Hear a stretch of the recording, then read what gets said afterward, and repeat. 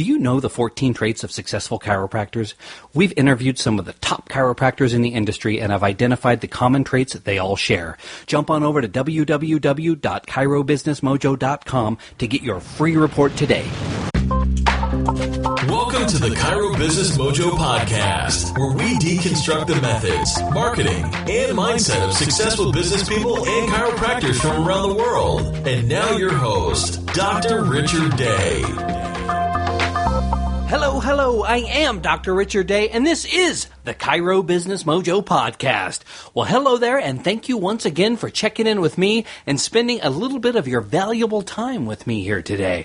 Well, I am very excited because I've got someone on the show who is not a chiropractor. He is someone who goes and speaks all across America and the world, in fact, and inspires people and teaches them how to talk to people. This is such a valuable skill for us chiropractors. It's what we do all day. Yes, we treat. Yes, we adjust.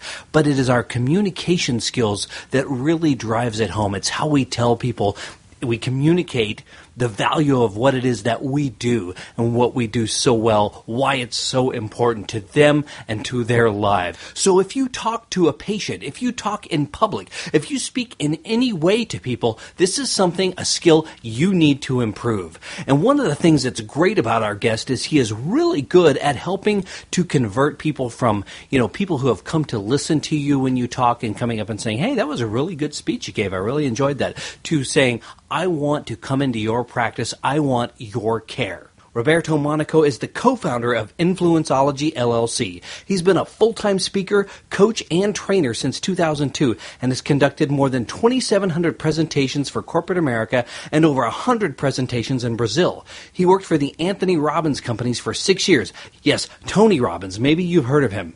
And from 2004 to 2007, he was the top producer and revenue generator in the country. From 2005 to 2008, Roberto also coached and trained all the other peak performance strategists at the Anthony Robbins Companies. He has advised and consulted with Fortune 500 companies, executives, managers, and sales professionals in the areas of peak performance, leadership, psychology of achievement, and presentation skills and sales. Roberto conducts training sessions for distinguished audiences including Toyota, Ford, Remax, Coldwell Banker, Prudential, Century 21, Citibank, Marriott, American Express Financial, Bank of America, Washington Mutual, Wells Fargo, and Chambers of Commerce all over the United States. In addition to conducting workshops and presentations, Roberto spends on average 15 hours a week conducting one-on-one coaching sessions with CEOs, managers, professional salespeople, and entrepreneurs from a wide range of industries, including mortgage, real estate, financial planning, coaching, retail training and development, etc. Roberto Monaco is originally from Porto Alegre, Brazil, and he conducts workshops and trainings in 3 languages, English, Portuguese, and Spanish. He lives in San Diego, California, and welcome, Roberto Monaco. Welcome. I am super excited to be here, ready to do this. Well, we are so excited to have you, and I want you to jump in and fill in any gaps that I might have missed when I was giving your bio. Well, I think you did a really good job. The only thing that I want to add today is that chiropractic has changed my life and has changed the life of my wife. And I'm super honored to be speaking to your podcast today, to your listeners. And more than anything, I feel like it's my obligation to serve the chiropractic industry. So, wow, I really appreciate that. That is the focus of this show, as you know. So we talk about a lot of general things, but it's always nice if you a guest who is not a chiropractor has at least experienced it and knows what we're all about. Oh, 100%. Yeah, I have been under chiropractic care for almost 4 years now with a Dr. Ryan Hummel here in San Diego. And how I started with chiropractic, I've been doing public speaking, presentation coaching since 2002. And one of my coaching clients 4 years ago, Gary Gunderson, referred me to a guy named Dr. Chris Zano. And 4 years ago, if you were to ask me what is chiropractic, probably I'll not be able to tell you 4 years ago. And I would start coaching Dr. Chris, like I coach anybody else, like a financial planner, lawyer. Basically, he had this dinner with a doctoral program that he was doing at that time. And he was closing around 50%. And after a couple coaching calls, I never forget this. He did a dinner. There's 80 prospective patients. He closed 78 appointments. He calls me freaking out, and then he even recorded a video, put on YouTube as a testimonial, and then we develop a relationship, and obviously I start working on his doctor's reports, and eventually Dr. Chris one day called me up and said, hey man, how many times do we have to watch my DR until you go and see a chiropractor? You know, and then the next day I was working with Dr. Ryan Hummel, and just a quick story here, at the time my wife, she had stopped taking birth control pills, and her period never came back. And we started care, and when you did the X-rays, day one, we found out that she had two big subluxations, one in the neck and one in the lower back, and we started care. And last year, Dr. Richard, December 24th, I'm drinking coffee with my mom and her mom in San Francisco, like 9 o'clock in the morning. My wife comes running out of the bathroom, bawling, crying. And I told her, what happened? She goes, she couldn't talk. She was bawling, crying. And I said, what happened? She goes, you won't believe it, but I just got my period. And three and a half years into care. So moments later, I made a decision that I was going to use all my skills, all my knowledge about public speaking, presentation skills. I've done 4,000 talks, 11,000 hours of public speaking coaching. I was going to use everything I know to help chiropractors so that the chiropractor, the doctor, becomes the number one source for health and wellness care in their community. Not traditional MDs, but the chiropractor. So that's why I'm talking to you today here. Wow, what a powerful story, and thanks so much for sharing, that with us, because, all without drugs or surgery, that's the beauty of it, and that's why we're doing this show. We want more of us to be able to be successful so that more of the public can get some of the great stuff that we're doing. Yep, 100%. Well, let's dive right into, how important communication is. I've had a lot of people on the show, doctors and experts who have been in the business for a long time and people that have had a lot of success. And I can tell you almost unanimously, they rate being effective at communication as among the top skills that we really need to perfect. So what are people doing wrong when it comes to being effective in their communication? Well, I'm going to speak to chiropractors today because my heart goes to them. You see, chiropractic has been around for 121 years, and according to Chiroeconomics, I read an article, 14% of Americans are under chiropractic care, which means that for us to get the other 86%, because I believe everybody deserves and must be under chiropractic care, would take us 743 years. Think about that. Now, so the number one thing they're not doing, they're not advocating the chiropractic message. I see a lot of doctors, and I say, look, how many times are speaking a week? How many videos are recording? Right? How many outside talks are doing a week? And the majority of them, not all, because there's a lot of doctors who are advocating, but a lot of guys and girls, doctors, and they don't advocate. So the number one mistake is not consistently getting the message out. And I hear the question that I pose to the listeners. If you were to have a coffee with a BJ Palmer now, and BJ would sit down and talk to you and say, hey, how many talks are we doing a week to communicate the chiropractic message? How many videos are we recording a week talking about chiropractic? Right? What would you tell BJ? Would BJ be proud of your efforts or not? So number one mistake is not speaking at all. And after being around the chiropractic industry for 4 years, I see a lot of that, Dr. Richard, a lot. Number one. And the number two is this: chiropractic has a foundation has a great philosophy of chiropractic. The power who creates the body heals the body. You have the science of chiropractic. I'm working with Dr. Dan Sullivan now, which is an amazing guy. And during my process of working with him, I learned that chiropractic is not about the back, it's about the brain. You have all the scientific evidence to prove that. And then you have the art of chiropractic. You see, every chiropractor is different and every adjustment feels differently. Now here's the mistake.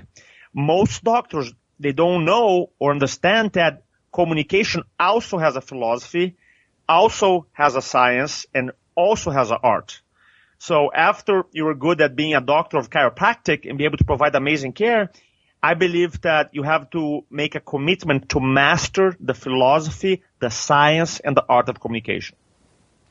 Well, it's no secret that I think a lot of things, one of the things that is holding people back from doing more public speaking is a fear of public speaking. You know, that consistently ranks very high on people's... 100%. Yeah, and so what can people do to overcome that and really get some confidence in speaking? Well, the number one thing is to realize that you are not alone. Is because around 75% of Americans experience some type of speaking anxiety. So number one thing, realize you're not alone. And number two, don't personalize, because a lot of times people think like, oh man, I have this fear, this energy, and so doesn't have it. That speaker, he or she is awesome. He or she doesn't have it. The truth is that most of us speakers, I mean, I personally done over 4,000 talks with a thick accent from Brazil, and I keep pushing through it. And we all, at some level, experience this energy, but I don't personalize. There's nothing wrong with me. I think the number one strategy that I can share with you, with our listeners today to help them is this. In group communication speaking, it is all about moving the audience from point A to point B. For example, this podcast, point A, you have awareness when it comes to your group communication or public speaking efforts. I hope that at point B, the end of this podcast, you learn new ideas that you can use today, so you can make this class, this audio, this podcast super valuable. That's the idea. Every communication is always about moving someone from point A to point B. Now, the reason people experience this fear, imagine right now, I want you guys to imagine you have a spotlight in your face. This is strong light, okay? And this light equals your focus. And what happens is that as long as you have the focus in yourself, that means this light in your face, almost like blinds you, then you're going to experience this fear, this uncertainty, this doubt and anxiety. Because your conversation in your head is, how do I look? How do I sound? Am I being judged right now? Do they like my accent? Do they think I'm smart enough? And the moment you change or switch the spotlight and you put it on the audience, you realize, because now the light's on them, you're going to realize that the energy, the fear, the anxiety goes away. Because the truth is, every communication that you do is always about moving people from point A to point B. Now, I understand as a speaker, you are leading the group, but ultimately you're just leading them. It's about them moving from point A to point B. And every talk that you give is never about you as a speaker. It's 100% always about the audience. This podcast, yes, I'm talking here. Dr. Rich is interviewing me, but ultimately it's about the listener, where you are right now and where you're going to be in 40 minutes, whatever, right, with the new skills. So this whole podcast is about you. So that's why when I speak nowadays, and our clients that you help, they don't have this crazy fear because they realize that they're not focused on themselves. And another mistake too, I just want to point out that people do, and I noticed there's other speaking and coaching programs out there that they say, hey, a public speaking engagement should be a performance. And I believe that belief just causes extra anxiety, because you're not Beyonce on stage. You know what I mean? You're just a human communicating to groups of people, and it's okay to make mistakes. And sometimes you have this idea or this huge performance, and then if you say one word wrong, or if you make a big mistake, now you feel bad. And I don't believe that speaking about performance, I believe that ultimately it's about communication, and you want to be 100% yourself and genuine. And if you have a mistake, you own it and you keep going. So to sum up, always focus on your audience 100%. And when you do that, do we want to, obviously we want to gear our topic to what interests our audience. Do we want to be interactive with our audience? Do we want to call on people? 100%. So here's the idea. The psychology of interaction has changed. 10 years ago, we didn't have Facebook, YouTube, texting, LinkedIn, Pinterest, whatever. We didn't have it. So we were not on our phones before. So what happens 10 or 15 years ago, the public speaking model, if you look at it, was one person in front of a room communicating and speaking to the audience, and the audience didn't have this desire to engage. Now, because you're so conditioned to the texting, the likes, the shares, the comments. We are so engaged and so conditioned to be communicating, exchanging, participating in the conversation back and forth. So the audience requires nowadays that you engage them. And engaging the audience is probably one of the easiest things to do and one of the most effective things you can do to increase your closing ratios. Well, that helps because, I think people themselves get a little bit of stage fright when you call on them, but once you get their involvement in, I think they do start really keying in more to what you're saying. And if one person does it and they see that, maybe someone else will and someone else will after that. Well, we know another thing too, Dr. Richard, and I teach this principle in our classes. She who sets the frame wins the game, right? Or he who sets the frame wins the game. So one of the things that you want to do in your talks is to pre-frame the need for participation before you actually start going in and deliver your content. And you make the need for the audience, not for you as the speaker, for the audience. That way, the audience will engage with you, participate because they know they're going to learn more. And that is out of 100 speakers that I coach, 99 don't do that. Then obviously I start helping them. But you want to set up the need for participating in your talk before you actually go into your content. Great. And that's a huge distinction. Yeah. What a way to, from the get-go establish the rules of the game. 100%. I want to check with you on something that I noticed when I was watching some of the materials and the videos on your site. You talk about body language and how that affects the presentation. Can you expand on that a little bit? The do's and don'ts? Yeah, just a little bit. Body language is always better to show through video. But in a nutshell, okay, certainty does not sway. Certainty doesn't sway. So as a communicator, sometimes you prepare your message, sometimes you rehearse your message, but I see speakers all the time. Either A, they're pacing like a tiger because they have all this nervous energy, or sometimes they're swaying back and forth, back and forth, back and forth. And unconsciously, even though the words they're saying could be really powerful, the body language is communicating this message of uncertainty.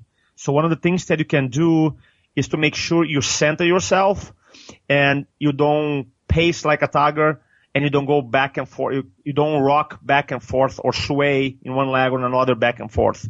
There's something called the speaker's stand when your arms and your shoulders and your hands are parallel to your foot and you focus in your core and you're really centered and you start speaking from that angle. Now, obviously, you want to be able to walk and be animated, especially when you tell a story and engage in the audience. You don't want to be just like planted there the whole time.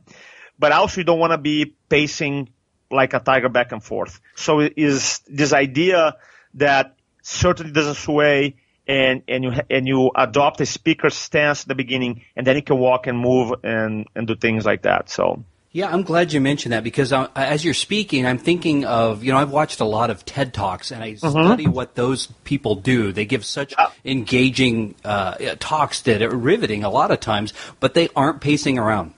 Yeah. And so as you're speaking, that resonates because that's what I try to do when I speak, and I can see why that's a little disconcerting if the speaker's doing that. Well, let me talk to you about this. You mentioned in your materials that storytelling is really where it's at in terms of conveying a message. Can you expand on that a little? Okay, storytelling is the tool of influence. I'm telling you. Because it's how we communicate it. Stories comes before language. Right? There's a psychologist, Jerome Bruner, that talks about that stories, they come before language. So even before you learn how to speak, you have this story that you want to communicate. What happens, by the way, I can go on and on and on in storytelling here, but I want to give you why you should tell a story. Because every time you tell your audience a fact or you have an argument, the audience can counter-argue the point, the position, the fact.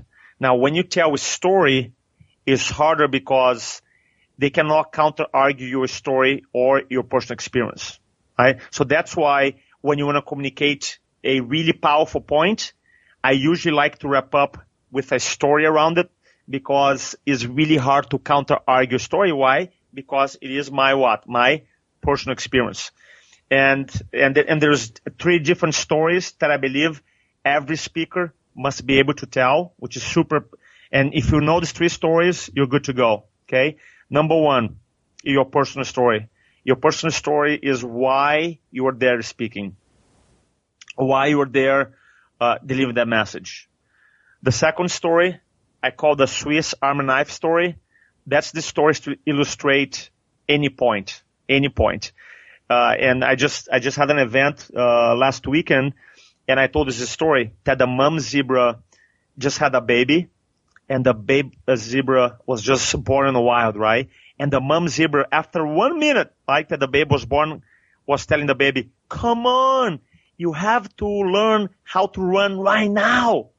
And the baby zebra, "Mom, I was just born a minute ago. Let me smell the grass." And the mom zebra, "Come on, you have to learn how to run right now." Like, "Mom, hold on. Let me watch the blue skies." And the mom like, no, you don't understand. "Come on, you have to learn how to run right now." And the baby zebra said, "Why, Mom?" She said, "Because the lions are coming. And if you don't learn how to run right now, the lions are going to eat you alive."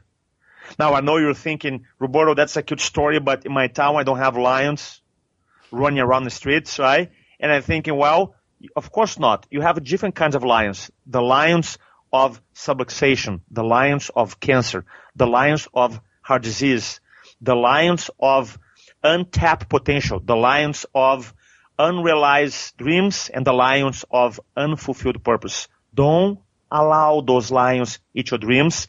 Start running, my friends. Right? So basically, that's the story about urgency. Right? So you can use that story. If you're doing a health talk, you can use that story. So that's the second kind of story. So you have your personal story. You have the Swiss Army knife stories that you can use for everything. And then you have your patient stories. And if you master these stories, you're going to do super well in speaking communication. By the way, storytelling is not public speaking tool. You can use storytelling through video, through one-on-one communication, through webinars or podcasts like I'm doing right now. Well, we'll talk about the video aspect of it in just a bit. I do want to talk about this next thing. We've covered communication in general and just overcoming public speaking and getting better. But, a lot of us chiropractors have gotten in front of a crowd and we've given a health talk. Yep. And people come up to us after and say, "Hey, great talk," and shake our hands, and then nothing happens. And you mentioned Dr. Zeno and his, you worked with him, and suddenly something changed. So how do we go from being good public speakers to persuaders? Okay. So this is like a loaded question. I do a class in 30 hours that I focus on that. So I'm going to try to give as much right now because I want to make sure you guys know there's a lot behind it. I would say that when I see someone speaking, I see the presenter, I see the presentation, and the performance. So the presenter. Because a lot of times, I don't know if you noticed, but in a coaching group or practice management group, you can give the same presentation, the same script to 10 doctors, you're going to have 10 different results. Why is that? It's the presentation of the presenter. So the presenter have to have this sense of certainty, of love, the empathy, unstoppable mindset, because for him or her, if your mindset is and your psychology is not super powerful, it won't work. Right? It's not about the speaking skill. You see, I can give another story. I used to work for Tony Robbins before. I used to train speakers, and one time we hired this guy. He used to be a theology teacher, amazing speaker. I'm talking about amazing. And you send him to the field, and at that time he was responsible for selling Tony Robbins tickets. So basically, he was doing these talks, and in the end of it, he was selling a 4-day event, and he couldn't close. Now here's the challenge: he was running the same presentation that other guys who couldn't speak as well, and they're selling more. And then one time I flew to New York to coach him, And I saw his presentation. And then after, I said, come on, I already know what's going on. Let's get a coffee. And I just asked this question. What do you believe about promoting our services from the front of the room? And he said, Roberto, I feel like a used car sales guy. You see, he had the public speaking skills. He had the script, but he had this limitation, this limiting belief in his head that stopped him from being effective. So that's why the presenter comes first, always, always, always. The second part is the presentation. And the presentation in Flowology way, which when I teach our classes, I go over 10 hours in the whole science of it. But basically have 5 areas: your opening, pre-frame, body, pre-close, and close. Opening, how you open up your talk, you engage the audience. Pre-frame is how you position yourself, your content, and the rules of engagement. Then you have the body, where is 70% of your content, your points, your stories, your evidence. Then you have your pre-close when it comes to your offer, which most chiros do a really poor job. Then you have your close. So in any of these 5 areas, we can spend talking about 1 hour on them. But quickly, I can tell you that I see this pattern. When it comes to the presentation, most chiros, I'm talking about 99% of them. I promise, the last talk that I gave, they spend a lot of time on the opening, the pre-frame, the body, and almost no time rehearsing the close and the pre-close. I promise. Why? Because they feel super uncomfortable. So if you want to get one thing away from this podcast that actually can make money and change your life, this next time you speak and present, I want to make sure you rehearse your pre-close and close at least 7 times. And the reason people are so uncomfortable, number one, is because they're speaking, right? They're having this great time speaking, and they're about to close. They're thinking, hey, here comes the close. The audience is going to start judging me right now. And then when they actually go into the close, because they haven't rehearsed the close, they feel uncomfortable. The audience feels uncomfortable, and now they rush to the close. So one thing that you can do to change the pattern immediately today is to rehearse your talk, your close 7 times at least. So now when you actually go into your close, you feel super comfortable, you've done it, you own it, and you're excited about it. All right? And the third thing is the performance. And let's say you have a doctor who's the presenter, right? Super confident. You have the presentation. Someone has amazing talk. The performance is how you actually deliver the talk. Well, a lot of people may have subluxation and delivery, poor eye contact, poor energy, filler words. He or she doesn't know how to control the audience or how to engage the audience. So there's a lot of things that your message is subluxated, the delivery, then you won't maximize the impact. So you want to make sure, number one, as a presenter, you are in the most powerful state ever. Number two, that you have a persuasive talk, the presentation, a great opening, great pre-frame, the body, the stories, the pre-close and close. And then the delivery, the performance of your talk, the delivery has passion, influence, and charisma. Well, I know that this takes a lot of hours of training, as you talked about, but let's talk specifically about the close and why it's so important. Perfect. Let's talk about it. I got a couple questions around it. I'm going to narrow it down just to 2. Yeah. How long does a good close take? And what are some of the key points that have to be addressed? Okay. The close depends on what you're promoting or selling. So let's say if you're doing a chiropractic talk, let's say a dinner with the doctor, let's say the dinner is 30 minutes. I would say now the close would be around 7 minutes. Let me tell why. Because you're going to close for appointments, you're going to close for referrals, you're going to close for speaking gigs. So I have doctors who not only close over 100% of the room of prospective patients, but also walk away with 30, 40, 50 patient referrals for the next dinner, and walk away with 10, 15 speaking gigs. So in order for you to do that, you got to spend some time. Now, if you're some people say, Roberto, I don't care about referrals or speaking gigs, then your close might be 2-3 minutes. Could be super simple. Right? Number one. So it depends on your offer. What was the second question again? What are some of the key points that you want to address in the close? Okay, perfect. Number one, number one, you're going to talk about the offer, right? And here's something that I notice. Most of chiropractors, they go, so come to my clinic to get checked. And what happens is you want to make sure you build up value in your appointment. So how do you do that, Roberto? You build up value in your appointment by doing two things. Number one, develop a name for your offer. And I'm telling you here, Dr. Richard, out of 100 chiros, 100 don't have, I ask this, they don't have a name for.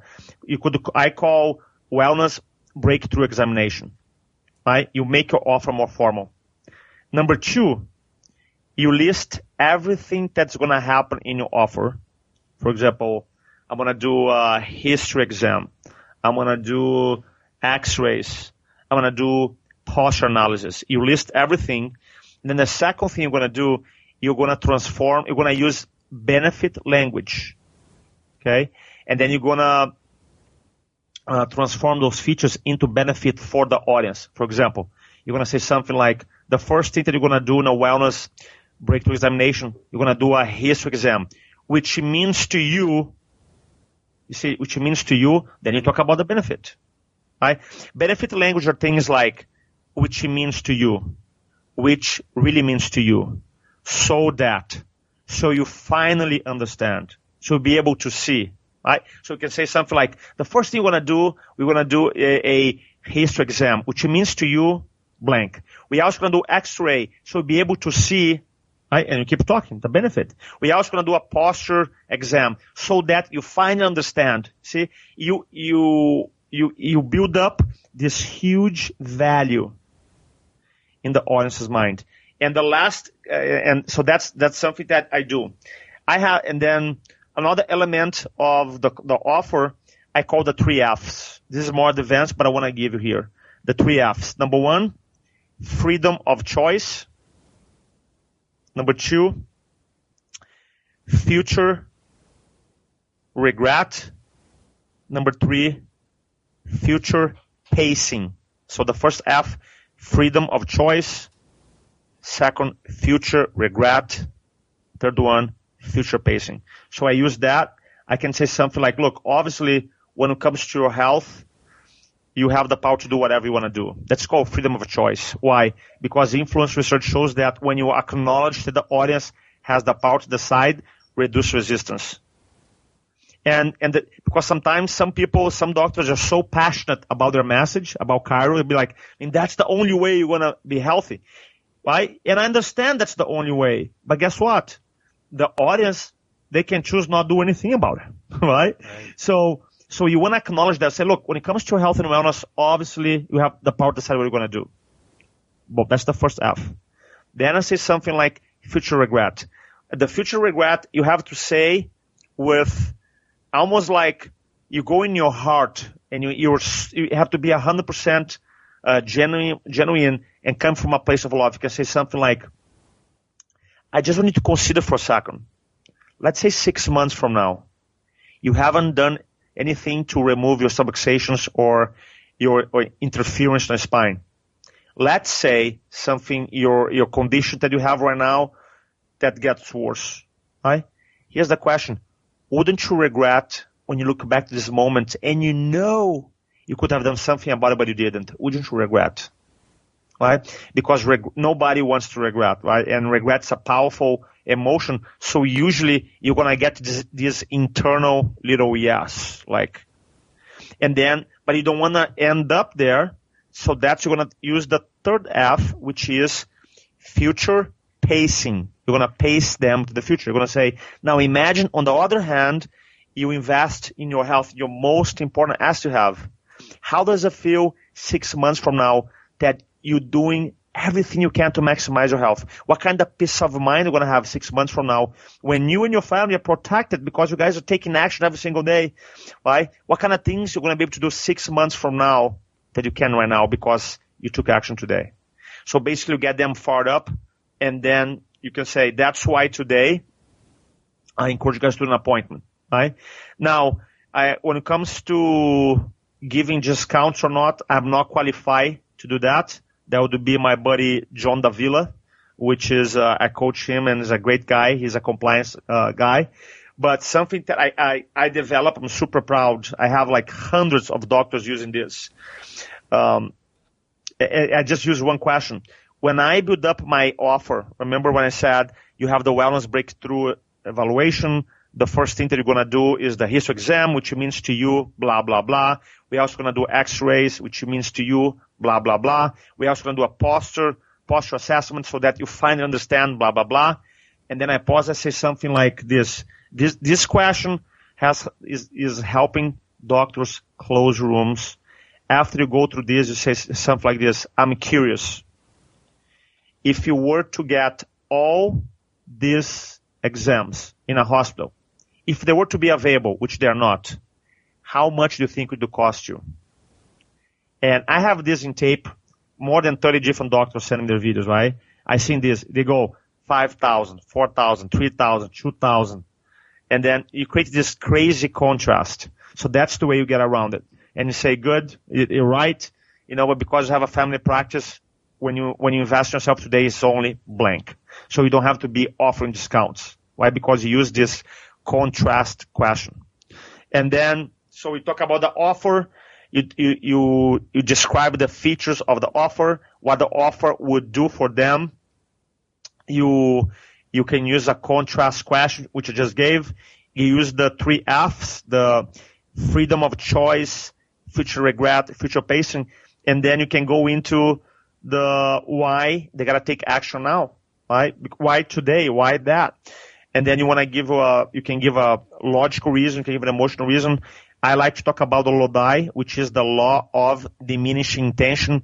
Even the highest intentions decrease over time. LODI, L-O-D-Y, L-O-D-Y, law of diminishing intention. Even the highest intentions decrease over time. So I say, how many of you at one point in your life you promise yourself, hey, I'm going to start working out on Monday, then comes Monday, you say, well, maybe next Monday, right? Because your intention decreases. So I talk about that, and then usually I recommend my clients to have a form, and you guide them through the form, and then to register, and then I have a closing story to bring the emotional close. So that's pretty much, there's more strategy, but you can give an idea of how deep we go with our close. Yeah, I'll say, I mean, there is so much value in what you just laid out there. It's incredible. Wow. I took some notes while you were talking, and it's amazing. We're all emotional creatures, and some of us maybe sit down and create a spreadsheet before we make a decision to make a purchase or go forward with a big change in our lives. But a lot more of us really respond to something emotional, and to be able to understand how that works. We have such a great service. We'd like to think it sells itself, but really you have to help lead a person to their own conclusion, and you've really laid out a powerful way to make that happen. Wow, that's a lot of great information. He has dropped some intense value bombs. Make sure you check out part 2 of the interview with Roberto Monaco. Thanks for listening to the Chiro Business Mojo podcast at www.chirobusinessmojo.com.